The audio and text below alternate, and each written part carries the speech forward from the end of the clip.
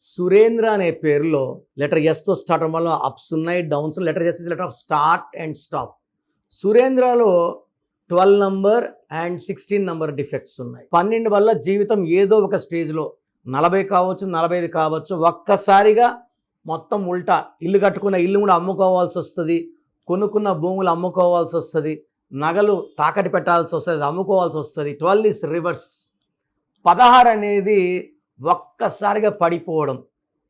So రిలేషన్స్లో పడిపోవడం, హెల్త్లో పడిపోవడం, accidents అవ్వడం. 16 నంబర్ క్వాలిటీ.